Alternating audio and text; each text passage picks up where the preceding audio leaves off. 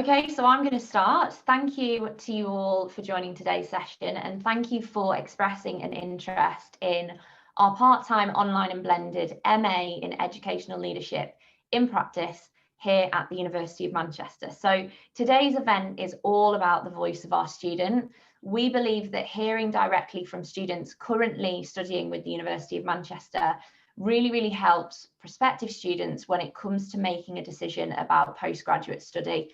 So postgraduate study, as our panelists know, is a huge decision to make. It requires a lot of commitment financially and also when it comes to your own time. So you need to be absolutely sure that it's going to be the right next step and next move for you in terms of your personal development, but also your professional development as well.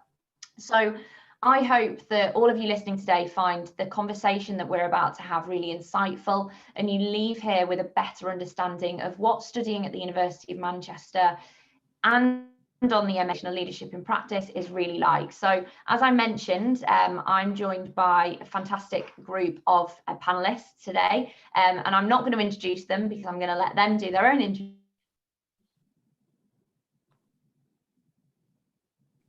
Daisy James, and I'm based here in Manchester. I am one of the course advisors at the University of Manchester, and my role really is to support prospective students in their decision-making journey. So I kind of conduct individual consultations with prospective students to really kind of get an idea about their motivations and kind of what they want next for their career and kind of their personal development. So what I would encourage you to do so, if you are today and interested in the MA in Educational Leadership in Practice, is to get in touch with me, because I can really support you through that journey and hopefully going on to apply to the fantastic course that we'll talk about today in more detail. So I guess I'm going to hand it over to my panelists now.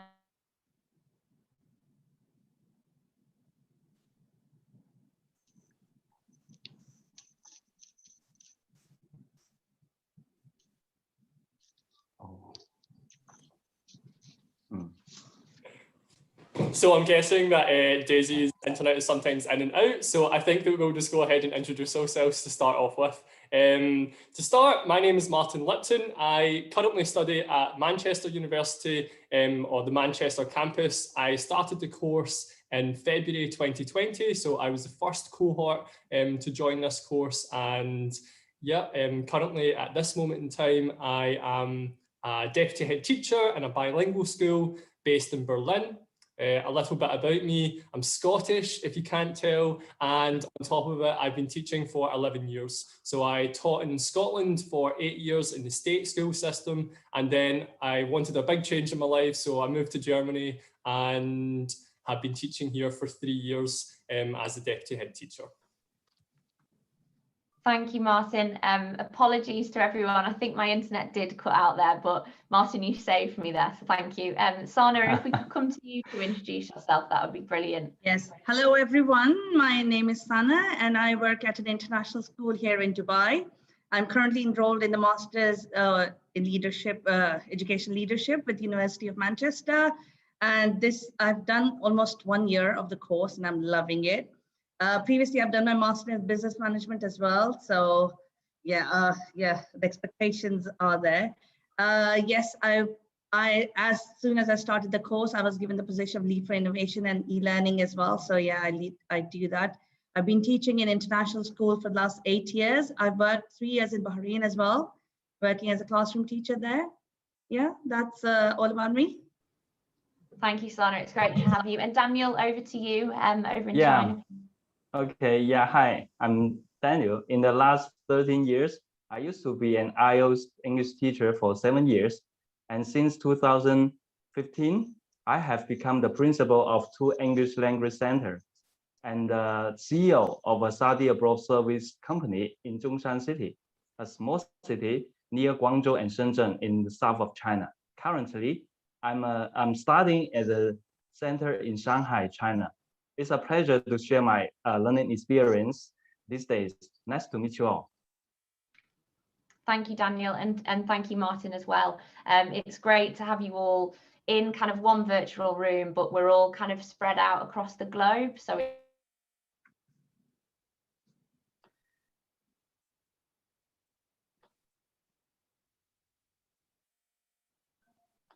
first, if that's okay. Why did you choose to study at the University of Manchester, Daniel? Can you answer that first, please? Yeah, actually, in the last 13 years, my team have already sent actually about 3,000 students abroad. Since I find it increasingly difficult to manage the growing team and tackle the tough issues by experience, I believe that we call it the ELIP program, right? Educational Leadership in Practice. The ELIP program provided by the University of Manchester with the world-class academics on educational leadership will equip me with a wide range of transfer skill sets and leading-edge knowledge and network with fellow peers, course tutors, and industrial leaders, making me become the intellectual and educational leader. Yeah. Thank you, Daniel. And Martin, why did you choose to study at the University of Manchester? So having a look about different universities, Manchester really stood out for me because it offered the ideal learning context. So having the opportunity to study at home by myself, but also offering me the opportunity to have this blended aspect towards the course as well was a real big giver for me, to be honest. The fact that Manchester has like quite a high ranking in terms of university education, and I know that education in itself as a subject is particularly done well at Manchester. I felt that it was the right move to make in order to develop professionally and really take the next step into trying to develop some of my personal skill sets and looking from a critical perspective of research and education, which obviously the Manchester Uni has in its course. So yeah, it was one of the big things for me, the blended aspect that really gave me the push to come towards the course. Brilliant, thanks Martin. And Sana, over to you. Why did you choose to study at the University of Manchester and kind of on the Educational Leadership in Practice course? I think my reasons are pretty similar to what Martin just said. That first of all, the rating, because if anyone is from Dubai here at the moment, they know how competitive it is. It's not just about the course you're doing, but it also depends on which university you've done the course from. So that was an important factor while I was choosing which university I should go for to do my master's. Then being a mom of three, it was also very important for me to see how flexible the course is. And Manchester University, the way the course is structured is quite flexible in terms of how you will finish the course. So that was one of the factors that really attracted me to start my course at Manchester University. The rating of the university, and then the blended mode was very flexible while working full time. So it is a very busy course and you need a lot of time to study. So the way the course is structured made a big difference on how I have been progressing on the course. So I think I've made the right decision by choosing Manchester University to do the course. Thanks, Anna. And you're absolutely right. All of you have touched on that kind of flexibility and the blended aspect of the course. The MA Educational Leadership in Practice has been designed with the working professional in mind. So you don't need to kind of take a break from your career in order to kind of keep developing. So it's great that you found that flexibility really beneficial to you and your lives as well. So I guess my next question, Sana, I'll come to you again. Who did you speak to when you were kind of making your decision about pursuing a master's? Was there anyone in particular you spoke to, family, friends, colleagues? And do you have any kind of advice for students who might be considering applying to this course and who they should speak to before taking that step? So I have friends who are not doing a degree in education, but they're doing other degrees from Manchester University. So first of all, from word of mouth, it just did sound like that, the tutors in the university are quite helpful and friendly. And then I contacted Ankita. She works for the Dubai Center. So I spoke to her in detail and she gave me each and every detail about the course. And then she connected me with Dr. Alex, who I then spoke to, because when I started the course, COVID was at its peak and there was uncertainty in the job market. I wasn't sure if I was going to stay in my job or Will I have to move back to the UK? So it was very uncertain. And then I spoke to Dr. Alex, and then he explained to me, you know what, to start the course. And, if at any point you need to stall or anything, God forbid, happens, then, we're very flexible in terms of we can stop and then restart the course. And the way he explained everything, it did sound like, he was being very genuine how he explained this thing. So then, yeah, I think it really made a difference when I spoke to Dr. Alex and he explained each and every step of the course.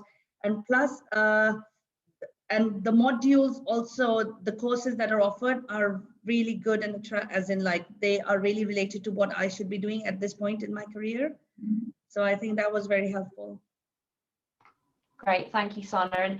And absolutely, to anyone listening, we have a fantastic recruitment who are there to process, but also put you in contact with the academic team as well, who can kind of walk you through the course in detail, which in turn will help you make that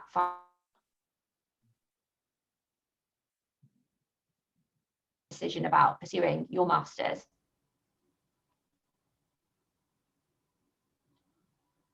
Oh, has my internet cut out? Well, we missed out on who you were referring to though. But apologies, I think my internet is quite bad today, so I really do apologise to everyone listening, and to obviously our panelists. I guess I'm thinking and kind of making your decision about pursuing a master's with us.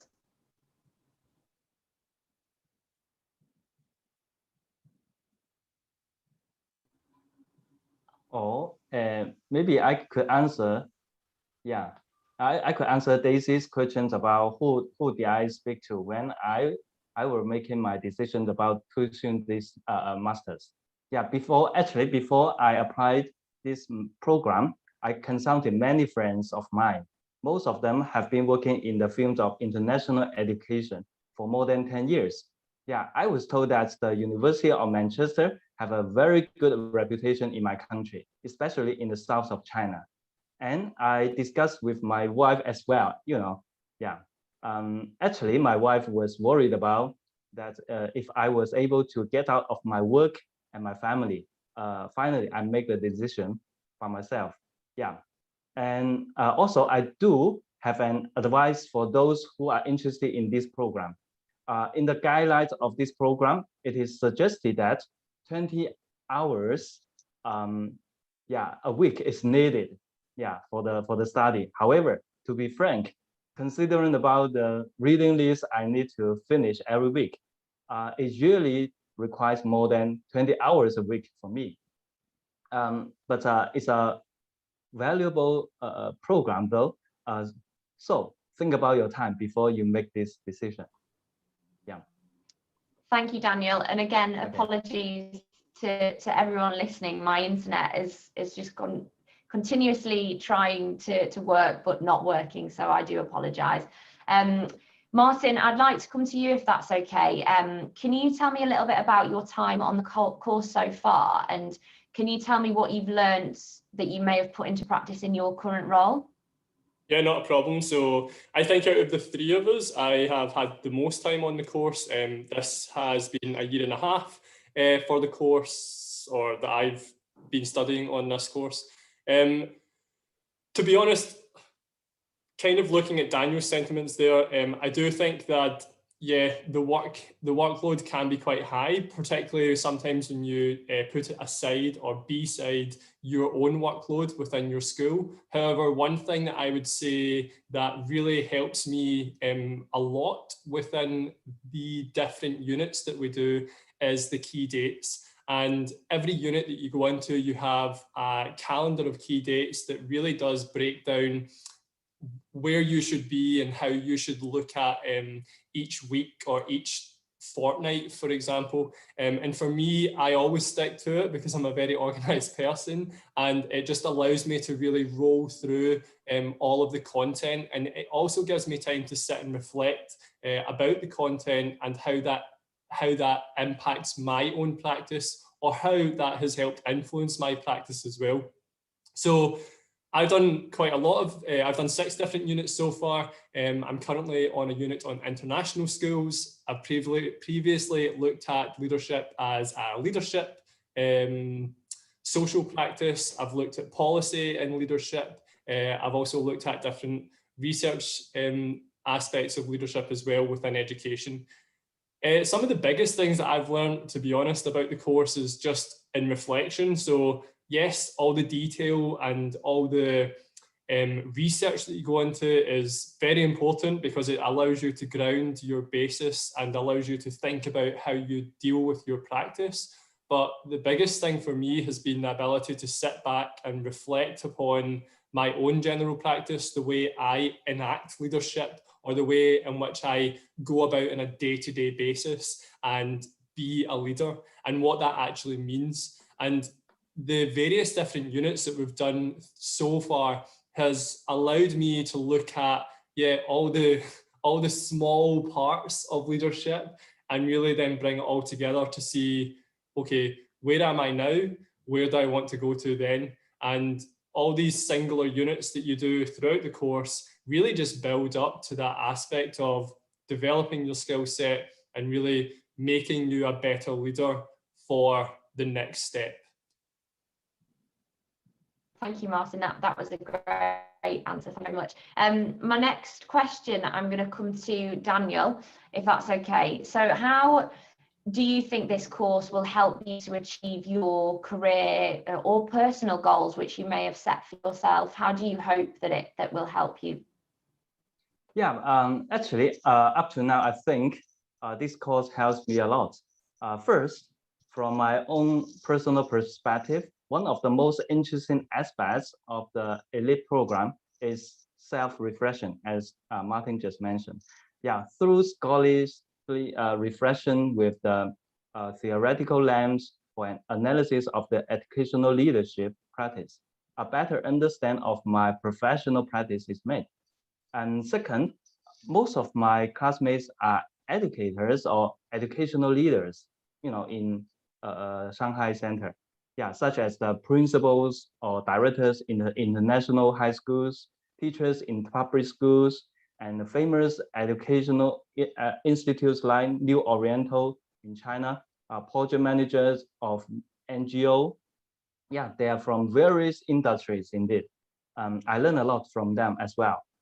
Okay, yeah, that's what I want to say about.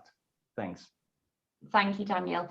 And Sana, I'm going to come to you first for my next question. Yeah. What has the teaching style been like? So I'll start my answer then. Yes. So as I've done about 2 units now, and all the tutors that I have been working with, and they've been fabulous, especially Dr. Stephen that I recently worked with. He was very, very helpful, and I think he's present here as well now. And Dr. Alex been very, very supportive, and the blended style has actually helped us out. And the regular tutorials that we have on the course are really helpful in terms of understanding the assessments and what is expected from us. So that has really helped throughout the course. Yes, the style of teaching has really helped me to self-reflect, and the way the assignments are also structured are such that you have to reflect back on your own practice, which helps you to better your practice within your organization as well. So whatever I learn, I normally go back to the leaders in my school and I share, okay, yeah, this is what I've learned. And after we meet during these tutorials, we have a chance to network with other teachers as well. So it's a great way to sort of collaborate and share our best practices. So I think in this way, this course has really worked out well for my own benefit. That's great to hear, Sana. Yeah. Thank you. So my next question, well, it's the same question, but it's to Martin. How have you found kind of the teaching style and kind of online learning? Have you found it okay, manageable? Yeah, so to answer that question, I mean, I really enjoy the blended aspect. So as I said previously, I'm quite self-motivated, and so I really do work well by myself, and just being able to roll through the dates and through all of the information that has been put up. I feel that the ease of access onto all of the teaching elements through Blackboard makes it sufficiently like very, very easy to access via a laptop, your like desktop, or even via your mobile phone, for example. But at that, I feel that it's also great in terms of you can really work independently and go through everything. You have a really easy time to contact the lead tutors on the different units. So for example, Dr. Stephen Rayner was very contactable and always present essentially whenever we were doing the last unit on social practice and leadership. Dr. Alex Gardner-McTaggart and Dr. Paul Armstrong, for example, in the previous units that I've done, have always been very, very present as well, and always open to discussing things further, whether it's individually via a Zoom call like this, or if it was more in part of a seminar. And that leads me on to my next point. I mean, having 2 or 3 seminars per unit is perfect, because it really allows you to block out like an hour every couple of weeks, or every second week, let's say, to go through the content that you've already done by yourself, and then to listen to other colleagues and to listen to, in particular, the researchers themselves who lead the courses, because it's refreshing for us to hear their experiences and to hear their point of view, as much as it's refreshing for them to hear our point of view as leaders who are on the front line, let's say. And it really is this like passing of information back and forth. And you get a lot from hearing about other people and how they've dealt with different situations in whatever topic that you're studying. So I have found online learning to be really very simple, and the accessibility onto the content, as I said, is excellent, and the accessibility towards communicating with the lecturers has been excellent as well. Brilliant, that's great to hear, Martin, thank you. And you touched on briefly the kind of virtual learning environment, which is what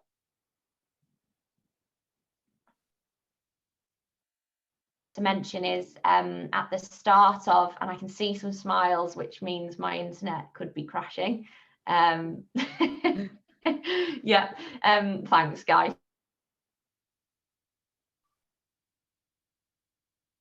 That you will learn from and use kind of daily throughout your studies.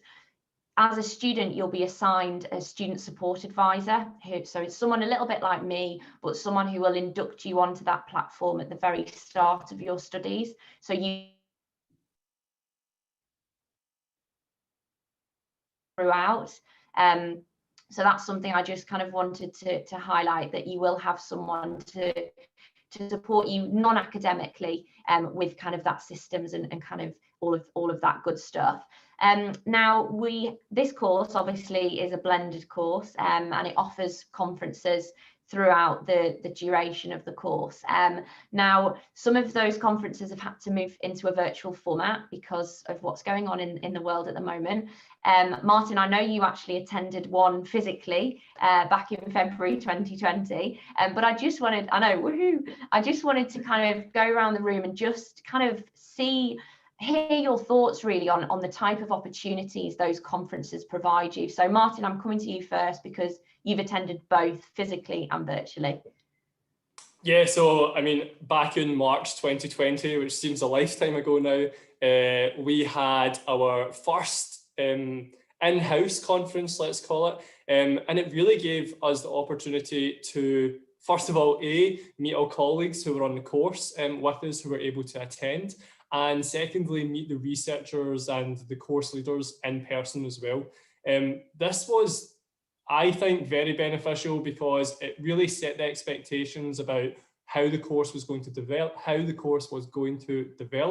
It allowed us to kind of like get to know where other people stood in terms of their educational background, in terms of their research interests as well. I said previously to both Sana, Daniel and Daisy that yeah, I am in very good contact with a few of them via my mobile phone, through WhatsApp, etc. And we have a group chat because of that initial conference where we spent the whole weekend together. We went out for food. We were able to, discuss education, but also discuss life and discuss what our future prospectus is. I really feel that the conference offers an opportunity to look at the wider picture of leadership and to bring in different elements of research, which sometimes you might not consider, and also allows a lot of different guest speakers to come in and speak as well. So we've had guest speakers from different universities discussing a whole range of different topics, from inequality to social injustice. One of the more recent ones that we had was from Mel Ainscough, and I know that the lecturers on the course send emails out to also let students or make students aware of different seminars that are happening on the wider leadership spectrum as well. I suppose the conference online, it's not the same in terms of you're sitting in front of your laptop, but it's still very good because you're still able to meet face-to-face virtually with different people, and you're able to discuss your different experiences and your perspective of leadership in whatever capacity that may be. And it allows a good, let's say, argument to occur, but a good discussion to be had. That's brilliant, Martin. Thank you. And Daniel, how did you find your conference that you attended back in March? I have already joined one, and actually it was a boring and lonely journey if I only study online by myself, until I met most of my classmates in Shanghai conference. For the 3 days conference, we joined the workshops, the discussions, and then we went out for eating, right? And then we have fun, and we communicate with each other face to face, and then we build up friendships. And we had our WeChat group, and maybe you know the WeChat, by ourselves. And then even when we went back to our own cities, we have kept discussing about our homework and help each other. Meanwhile, we have established a business relationship. For example, one of my classmates in the elite program is a principal of a well-known international high school in Guangzhou City. And in fact, many of my students in our language center often consult me about the study plan every year. And now I'm able to recommend some of my students to my classmate schools for reference. And due to the COVID-19, it's a pity that we do not have the opportunities to meet our course tutors face-to-face in Shanghai. And I'm looking forward to seeing my classmates and my course tutors in the second conference in the coming September. Thank you, Daniel. That's brilliant. And it's great to know that they have been valuable for you, and kind of your connections are growing thanks to the conferences that we've put together for this course. That's brilliant. And Sana, obviously you're based in our Dubai Centre and studying in Dubai. How have you found the conferences? So I've unfortunately only attended online conferences because of the current situation. But it gave us a great opportunity to network. So most of the students were from the Middle East, but then we did have certain workshops where we interacted with the students from the Manchester Center and the Shanghai Center as well. So it was really nice to see the wider picture, as Martin said, what are the practices around the world, and to learn from them and self-reflect on our own practices. And then during those conferences, we do get an opportunity to also, I think there's some speakers that come from who are the industry experts as well in education. And when they come and they talk you through, and it makes you think like, oh, okay, we never thought about this before. So it sort of gives you food for thought, as you say, as well. So I think I enjoy these conferences because we do these team building activities. So it's not like boring and just sitting behind a screen and just hearing someone talk for hours and hours. But it's very interactive in terms of you get to say, what your opinion, and then you listen to other people's opinion and sort of then collaborate together and learn new things. So I think I've enjoyed the conferences. Brilliant, that's great to hear. And I'm going to finish off with a final question today.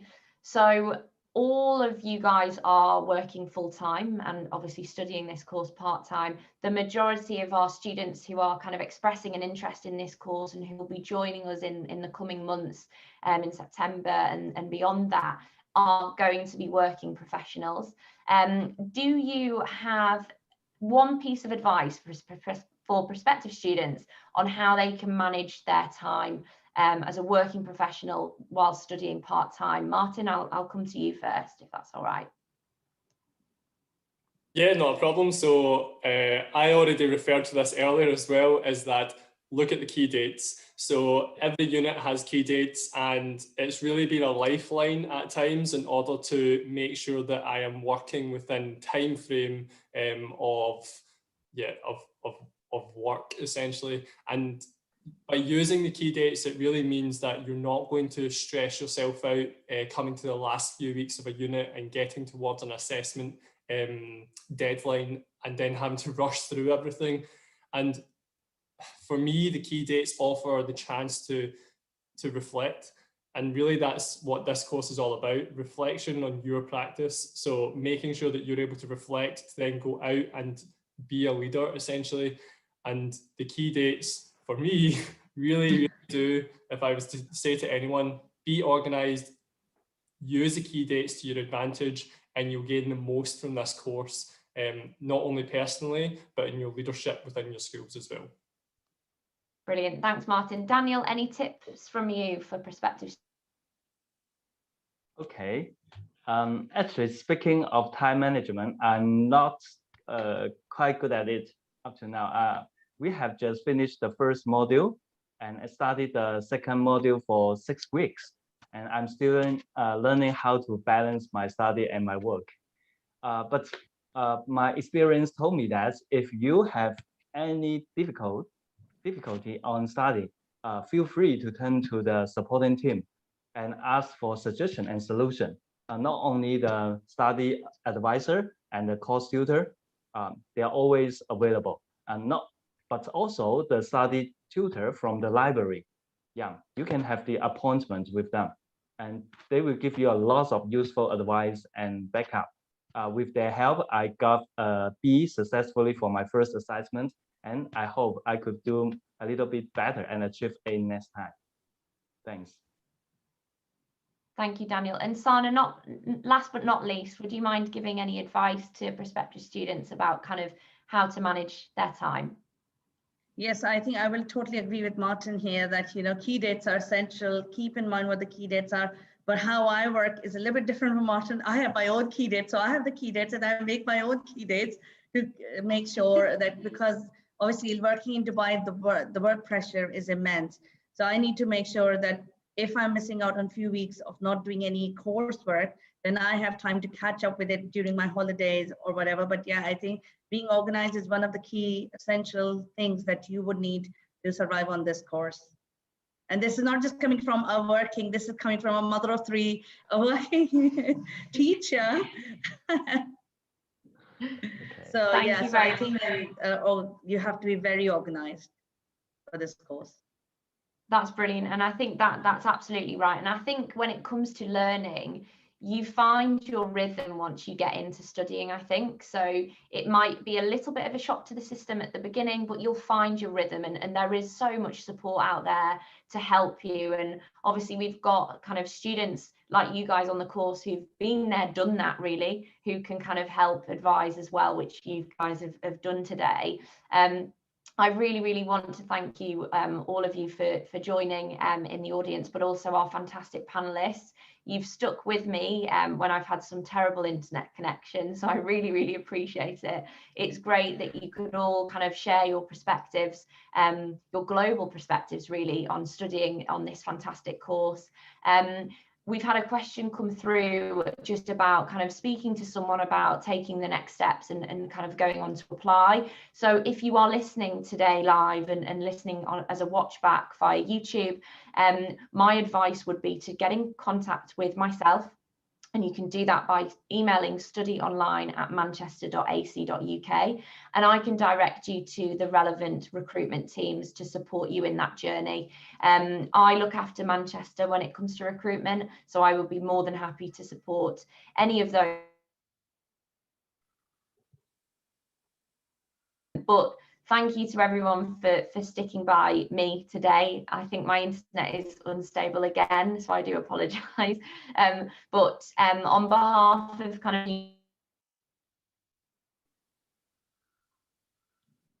program, because it is a fantastic program, and our students on today's panel agree with me, and so do the rest of our cohorts as well. I will absolutely share much for joining us, and I really do wish you the best of luck in kind of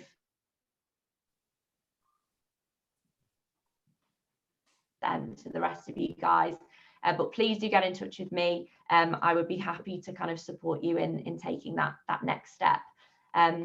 Brilliant. I hope you all have a lovely rest of your evening, afternoon or morning, and I'll speak. Yes, thank you very much. Thank you all for attending. Thank you very much. Good afternoon. Thank you. Bye. Goodbye. Bye.